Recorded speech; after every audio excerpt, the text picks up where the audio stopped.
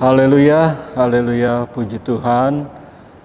Syukur kepada Tuhan Yesus Kristus yang selalu mengasihi kita, yang membuat kita ada sampai saat ini dengan segala kebaikan yang Tuhan karuniakan. Puji Tuhan, dalam ibadah online kembali kita akan mendengar firman Tuhan yang akan memberikan pencerahan bagi kita untuk lebih mengenal dan lebih mengetahui keberadaan kita di hadapan Tuhan, posisi kita di hadapan Tuhan, supaya semakin hari kita semakin layak dan semakin berkenan kepada Tuhan. Haleluya, puji Tuhan. Dan kesempatan saat ini saya akan bawa firman Tuhan yang akan saya beri tema atau judul tempat pengungsian. Tema firman Tuhan saat ini adalah tempat pengungsian. Saudara kasih di Tuhan, kita tahu tempat pengungsian adalah tempat di mana orang berpindah atau menghindar dari sesuatu bencana. Ya, ketika terjadi suatu bencana, orang-orang yang terdampak dalam bencana itu, mereka akan mengungsi ke tempat yang lebih aman. Contoh, kalau terjadi bencana banjir, orang akan mengungsi ke tempat yang lebih tinggi supaya tidak terkena banjir. Ketika terjadi gunung meletus, orang mengungsi ke tempat yang lebih jauh, yang lebih aman dari bahaya dampak yang diakibatkan oleh bencana itu. Dan seterusnya, adakah itu bencana tanah longsor, adakah itu bencana-bencana lain.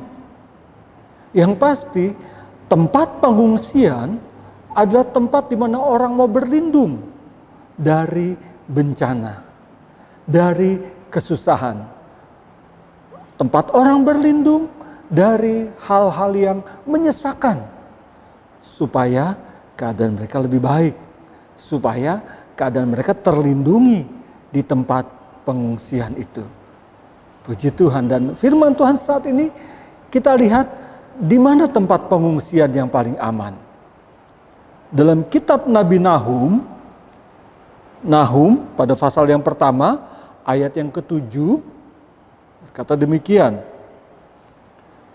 Nahum 1 ayat yang ke-7, Tuhan itu baik, Ia adalah tempat pengungsian pada waktu kesusahan. Ia mengenal orang yang berlindung kepadanya. Haleluya. Ada dua bagian yang kita lihat apa yang dituliskan oleh Nabi Nahum ini. Yang pertama, Tuhan itu baik dan Dia adalah tempat pengungsian yang aman. Karena Dia Tuhan yang baik.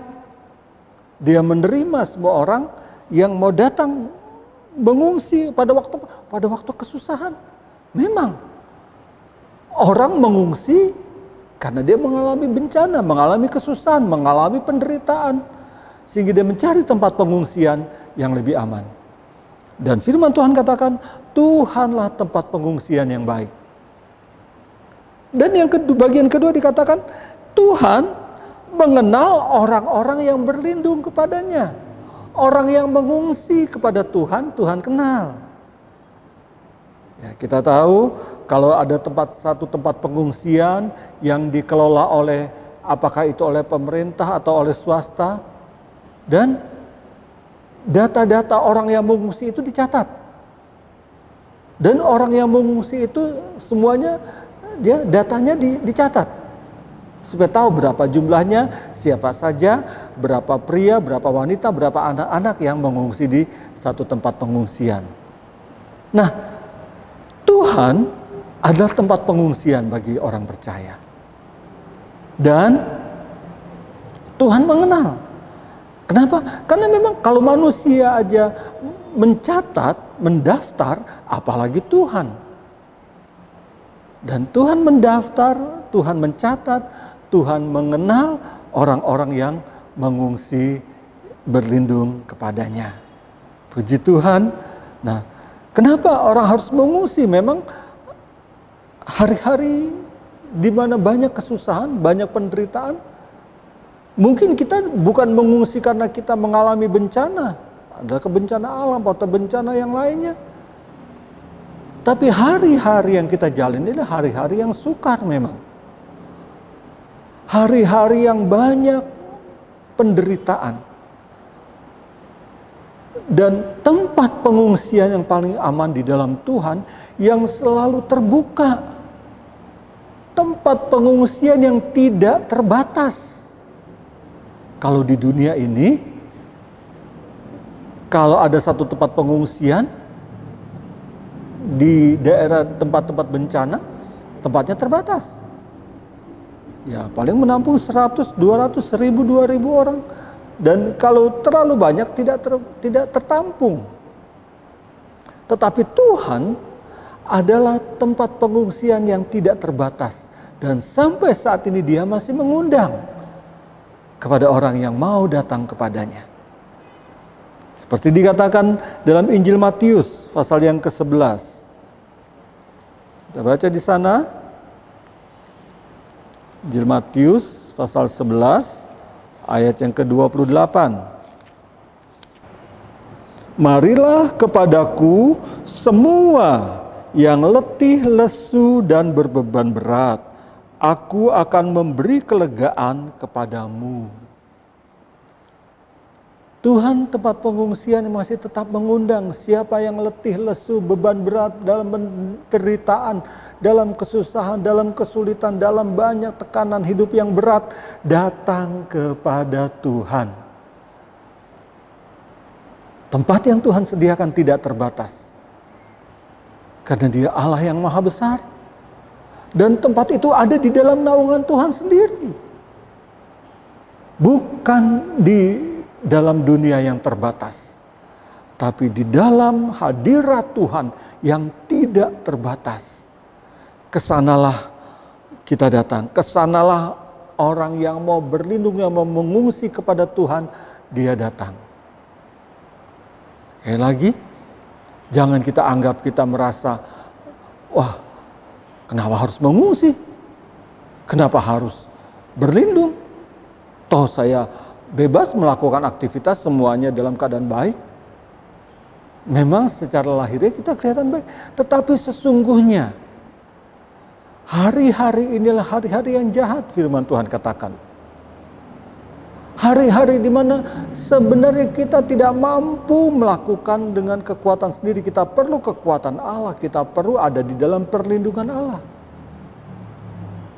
Orang yang merasa hari-hari ini dia merasa aman, dia merasa bisa sendiri, dia merasa tidak perlu Tuhan, tidak perlu datang kepada Tuhan, tidak perlu berlindung kepada Tuhan, karena dia rasa dia berlindung pada mungkin kepada hartanya, pada kekayaannya, kepada jabatannya, dan kepada fasilitas-fasilitas yang dia punya.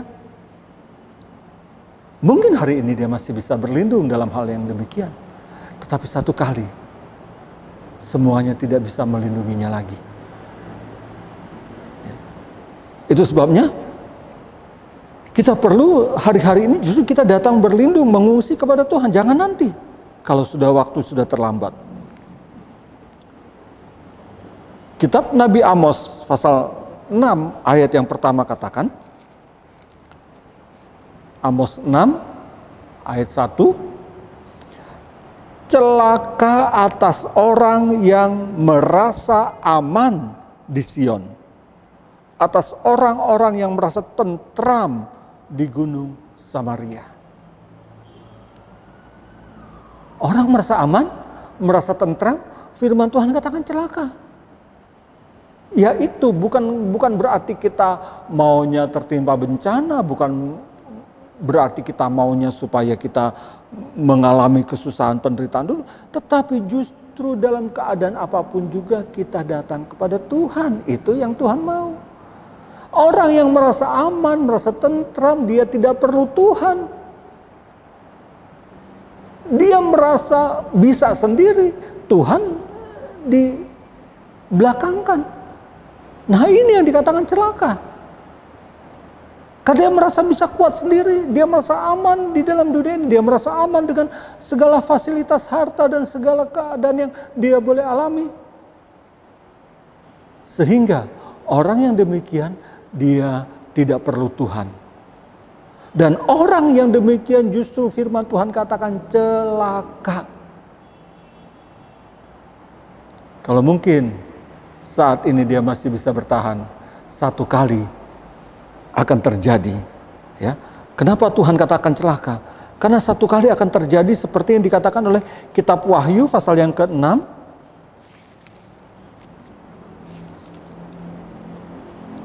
Ayat yang ke-15. Wahyu pasal 6 ayat yang ke-15. Dan raja-raja di bumi dan pembesar-pembesar serta perwira-perwira dan orang-orang kaya serta orang-orang berkuasa dan semua budak serta orang merdeka bersembunyi di dalam gua-gua dan celah-celah batu karang di gunung.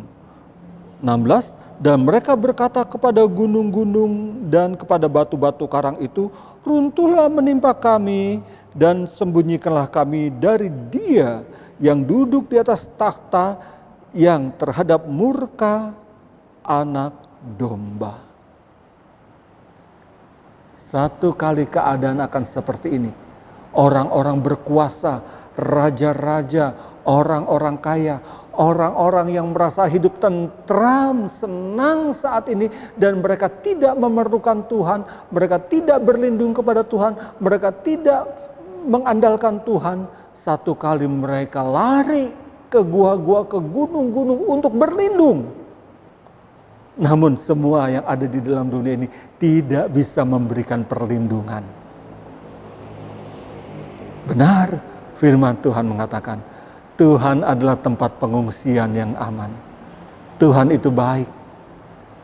Justru di hari-hari ini kita berlindung, kita mengungsi, datang kepada Tuhan. Tuhan masih membuka tangan lebar-lebar. Mari datang kepadaku semua yang letih, lesu dan berbeban berat.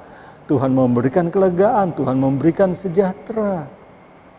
Jadi ketentraman kita, keamanan kita, kedamaian kita bukan karena kekuatan lahiriah, bukan karena jabatan, bukan karena harta, bukan karena situasi yang ada di luar. Tapi kita merasa aman, tentram kalau kita ada di dalam tempat pengungsian dalam perlindungan Tuhan. Haleluya. Di sanalah tempat yang paling aman. Kalau sejak sekarang kita ada di dalam perlindungan Tuhan, sejak sekarang kita ada di dalam tempat pengungsiannya, kita datang kepada Tuhan, mengungsi kepada Tuhan, justru itulah tempat di mana akan memelihara kita dari segala murka dan segala keadaan apapun juga. Karena kitab Amsal mengatakan, dalam kita baca di sana Amsal pasal yang ke-11 ayat yang ke-4. Amsal 11 ayat yang ke-4, pada hari kemurkaan harta tidak berguna, tetapi kebenaran melepaskan orang dari maut. Harta tidak berguna lagi. Raja-raja, orang-orang kaya, pembesar-pembesar, pejabat-pejabat yang tidak berlindung kepada Tuhan. Yang mereka hanya berlindung kepada harta dan kekayaannya, berlindung kepada jabatannya dan seterusnya. Satu kali semuanya itu tidak ada gunanya. Mereka mau berlindung di gunung-gunung batu.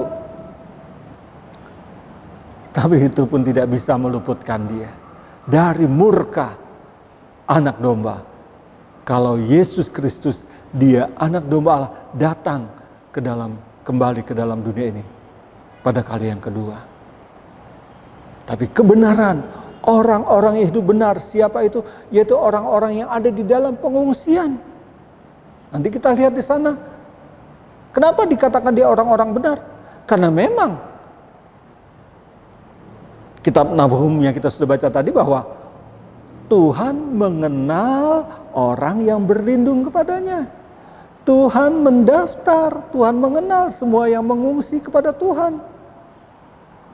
Dan tentu saja orang yang datang mengungsi kepada Tuhan, orang-orang yang sudah dibenarkan oleh Yesus Kristus Tuhan kita. Haleluya. Tuhan memanggil semua orang, termasuk orang berdosa, mari datang kepadaku semua. Tidak terbatas dari suku bangsa manapun, dari golongan manapun, dari strata jabatan manapun.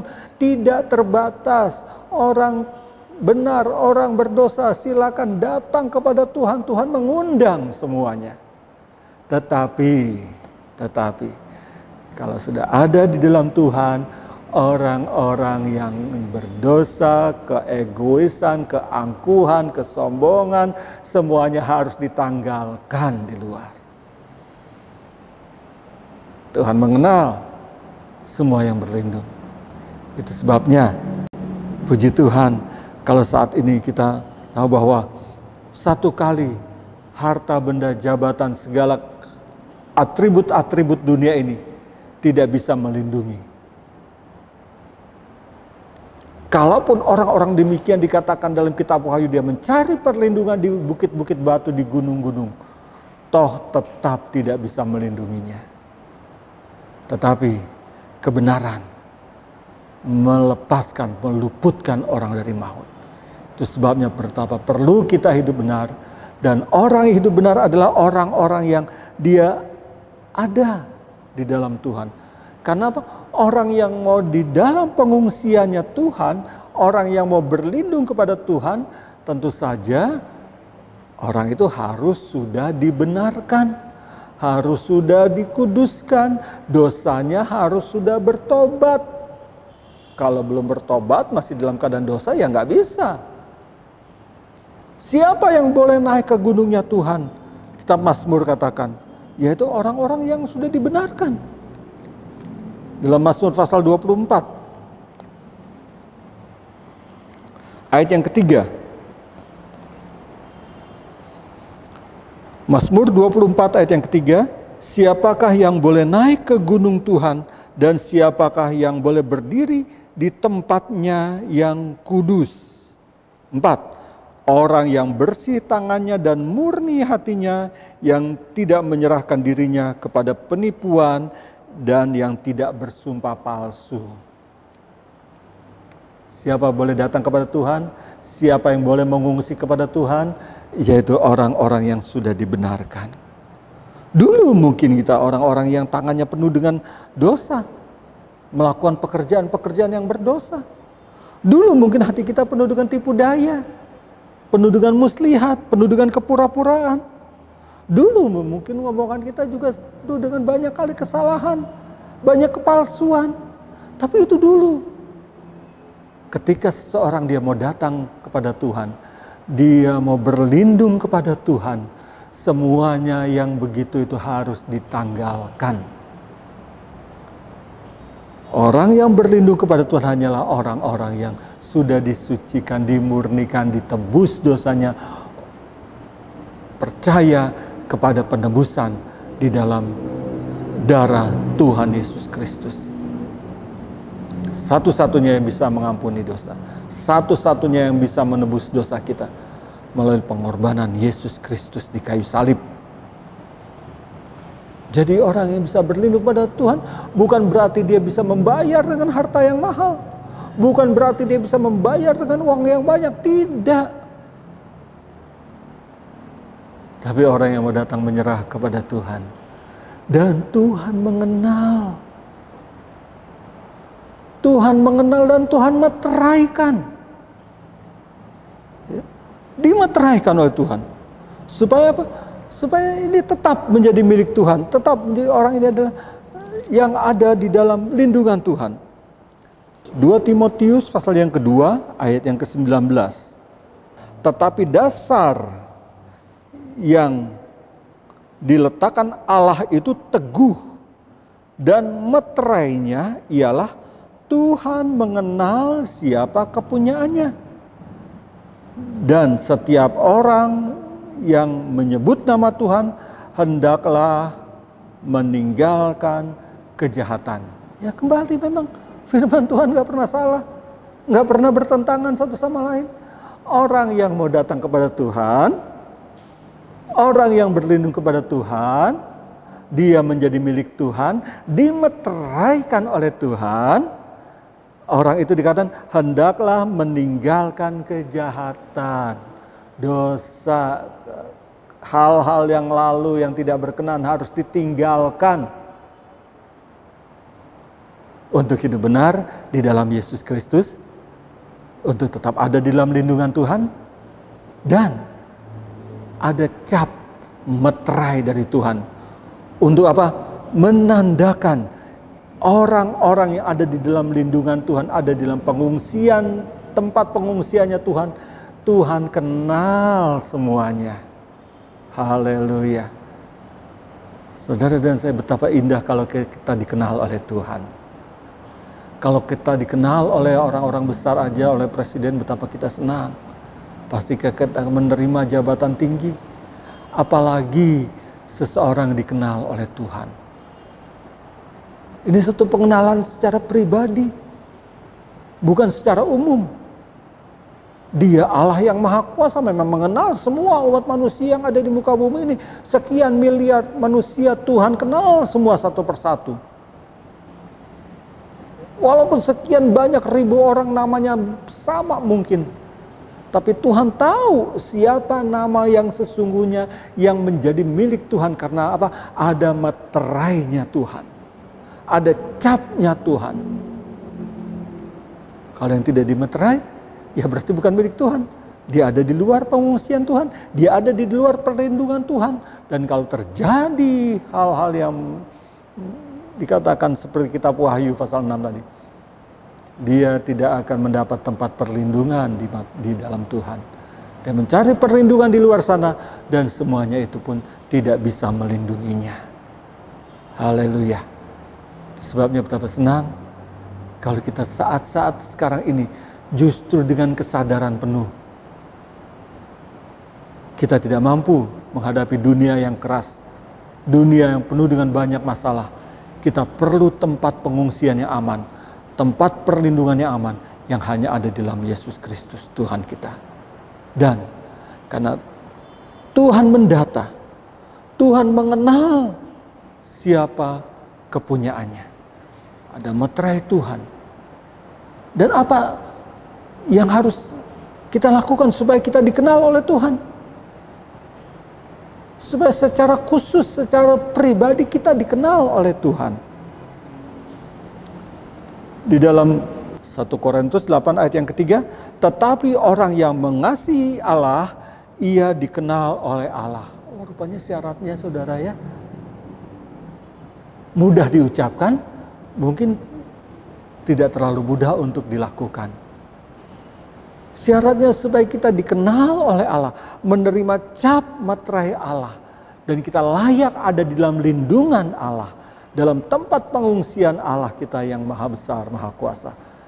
Orang itu harus mengasihi Allah. Karena hanya orang yang mengasihi Allah, dia dikenal oleh Allah. Dan orang yang mengasihi dia, Yesus pernah berkata di dalam Injil Yohanes pasal yang ke-14 ayat yang ke-15, ya. Tidak serta-merta kalau kita bilang, oh aku mengasihi Tuhan, aku mengasihi Yesus, tidak serta-merta bahwa kita adalah orang-orang yang mengasihi Tuhan.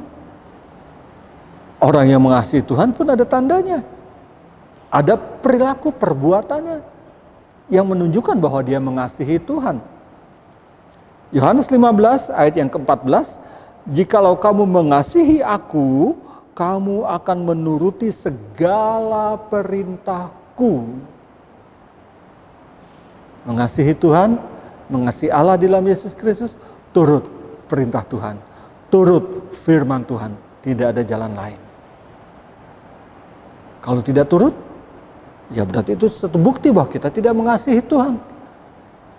Dan kalau tidak mengasihi Tuhan, tidak dikenal oleh Tuhan, dan tidak ada cap menjadi milik Tuhan, dan tidak layak, tidak bisa kalau kita datang mau mengungsi, berlindung kepada Tuhan, akan ditolak. Karena kita bukan milik Tuhan. Jadi betapa indah firman Tuhan mengatakan dia, Tuhan adalah tempat pengungsian, dia baik, tempat pengungsian yang aman. Dan orang yang mengungsi kepada Tuhan, orang yang berlindung kepada Tuhan, semuanya dikenal oleh Tuhan. Kenapa? Karena ketika dia datang kepada Tuhan, dia harus menanggalkan segala atribut-atribut yang berdosa. Hal-hal yang berdosa, keduniawian yang tidak berkenan kepada Tuhan harus ditanggalkan. Datang kepada Tuhan, dan Tuhan kasih meterai, cap, menjadi milik Tuhan. Dan orang itu menunjukkan bahwa dia melakukan firman Allah, melakukan perintah-perintah Allah. Dia menjadi milik Tuhan, dikenal oleh Tuhan, dan orang-orang demikianlah adalah orang-orang yang ada di dalam lindungannya Tuhan. Orang-orang yang ada di dalam tempat pengungsian Tuhan. Dan betapa itu satu tempat yang paling aman dari segala apapun juga yang bisa terjadi di dalam dunia ini. Karena dari ketika kita ada di tempat pengungsian bersama dengan Tuhan, ada janji-janji Tuhan yang terus-menerus dia berikan dan sampai dia memenuhi semua yang dia janjikan di dalam kemuliaan. Jadi jangan saudara kita takut bahwa kalau kita datang kepada Tuhan, bagaimana dengan kehidupan yang sehari-hari? Bagaimana dengan kehidupan kita yang kita jalani sekarang ini? Tuhan menjamin semuanya. Ketika kita ada di dalam tempat perlindungan Tuhan, di dalam pengungsian, di dalam Tuhan, semua terjamin. Terjamin saat ini, terjamin besok, terjamin minggu depan, terjamin terus sampai pada kekekalan, jaminan yang penuh. Karena ada meterai. Puji Tuhan. Sebagai ayat terakhir kita lihat dalam surat Korintus. 2 Korintus pasal yang pertama. 2 Korintus pasal pertama ayat 21 dan 22. Ini jaminan Allah. Orang yang ada di dalam tempat pengungsiannya, orang yang berlindung kepadanya, jaminannya. 2 Korintus pasal 1 ayat yang ke-21. Sebab dia, Allah, yang telah meneguhkan kami bersama-sama dengan kamu, ya kita semua, di dalam Kristus adalah Allah yang telah mengurapi, memeteraikan tanda miliknya atas kita, dan yang memberikan Roh Kudus di dalam hati kita sebagai jaminan dari semua yang telah disediakan untuk kita. Haleluya. Semua yang Tuhan sudah sediakan akan dia berikan. Ada meterai, ada cap sebagai tanda milik Tuhan. Saudara dan saya, kita yang percaya, kita yang ada dalam lindungan Tuhan. Tuhan mengenal karena kita dimeteraikan oleh Roh Kudus sebagai jaminan. Dan semua yang Allah janjikan, kehidupan di dalam dunia ini, kehidupan masa depan, kehidupan masa kekekalan, semuanya tersedia dan pasti Tuhan nyatakan. Karena Dia Allah yang tidak pernah salah, tidak pernah berdusta, dan tidak pernah gagal. Dalam setiap apa yang difirmankan, itu pasti terjadi. Haleluya, puji Tuhan. Itu sebabnya mari, hari-hari sekarang ini adalah masih ada kesempatan. Tuhan masih mengundang, mari datang kepadaku semua yang letih lesu berbeban berat, datang mengungsi kepada Tuhan, datang berlindung kepada Tuhan. Di sana ada tempat perhentian, tempat perlindungan yang sangat aman. Jangan nanti. Kalau nanti kita membuang-buang waktu sekarang, tapi pada saat di mana dikatakan penderitaan, kesusahan yang paling besar itu datang, jangan-jangan kita sudah terlambat untuk datang kepada Tuhan. Sekarang masih ada waktu, sekaranglah waktunya, sekaranglah saatnya datang kepada Tuhan.